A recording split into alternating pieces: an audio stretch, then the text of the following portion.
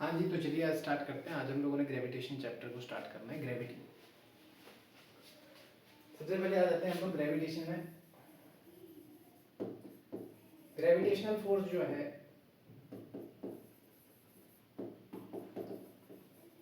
सबसे पहले डिस्कस कर लेते हैं हम लोग ग्रेविटेशनल फोर्स के बारे में। ग्रेविटेशनल फोर्स जो है 4 फंडामेंटल फोर्सेज में से एक है और सबसे वीकेस्ट है नेचर में।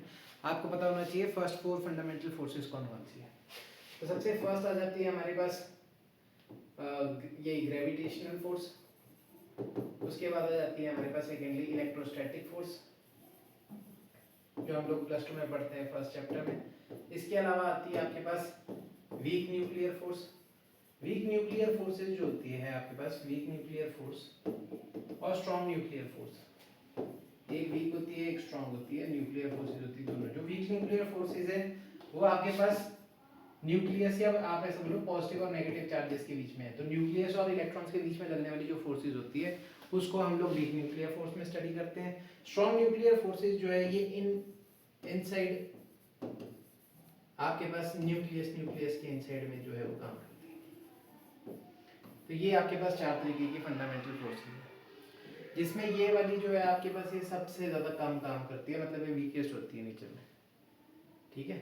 और सबसे जो स्ट्रॉन्गेस्ट होती है that is strong nuclear forces. Strong nuclear forces जो है आपके पास वो स्ट्रॉन्गेस्ट फोर्स है जो नेचर में अवेलेबल है, ये आपको पता होना चाहिए।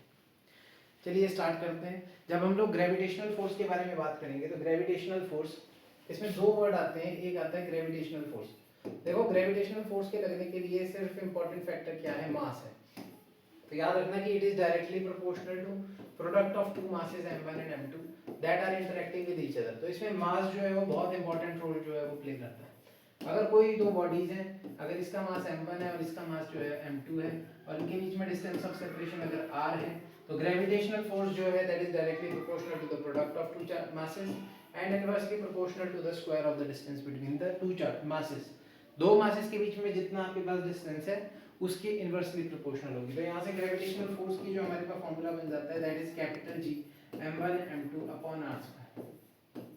जो कैपिटल G है इसको यूनिवर्सल ग्रेविटेशनल कांस्टेंट पढ़ते हैं, universal gravitational constant, gravitational constant. और इसकी वैल्यू के बारे में अगर मैं बात करूं कि इसकी वैल्यू कितनी रहती है, तो इसकी वैल्यू होती है 6.67 into 10⁻⁻11 newton metre square kg inverse square. यही अगर मैं डायंस में देखूं तो 6.67 into 10⁻⁻8 डायन सेंटीमीटर स्क्वायर ग्राम इनवर्स स्क्वायर। ये आपके पास 2 तरीके की वैल्यू है। यूनिवर्सल है मतलब कि ये इसकी वैल्यू कभी भी चेंज नहीं होती, इसकी वैल्यू थ्रू आउट एक जैसी रहती है, चाहे हम लोग अर्थ की रिगार्डिंग बात करें, चाहे मून में देखें, चाहे मार्स में देखें।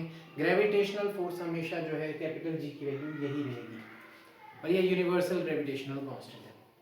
इसके अलावा अगर मैं बात करूं ग्रेविटी की, कि आपके पास जो ग्रेविटी है, ग्रेविटी क्या चीज है, तो देखिए जब ग्रेविटेशनल फोर्स की बात हो रही हो विद रिस्पेक्ट टू अर्थ या किसी भी एक स्पेसिफिक प्लैनेट के जिसके पास अपनी ग्रेविटी होती है, तो बस उसी कंडीशन में हम लोग ग्रेविटी का यूज करते हैं। ग्रेविटी और ग्रेविटेशनल फोर्स दोनों अलग अलग चीज है।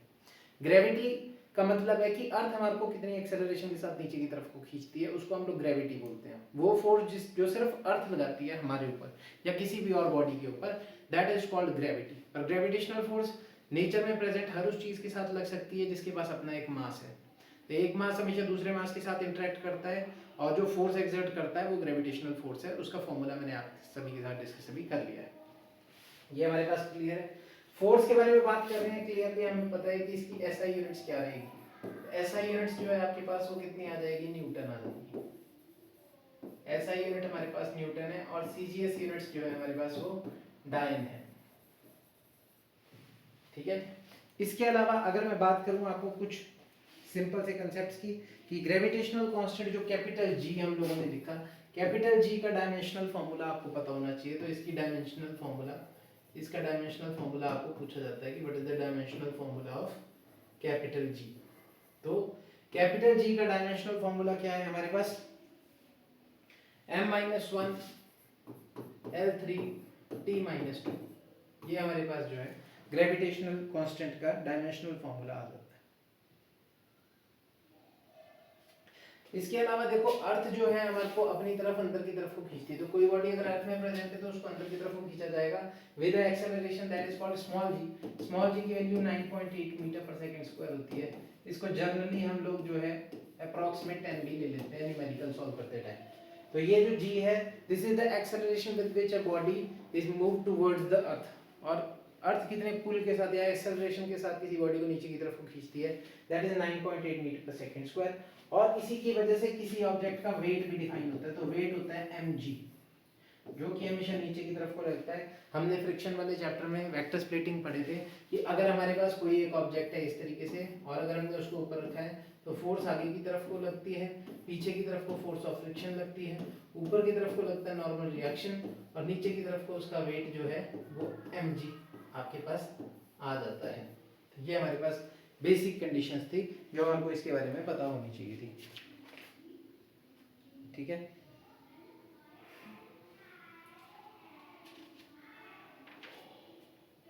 डन।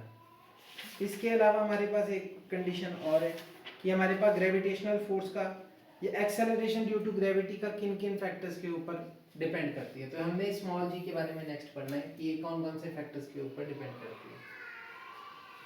ठीक है।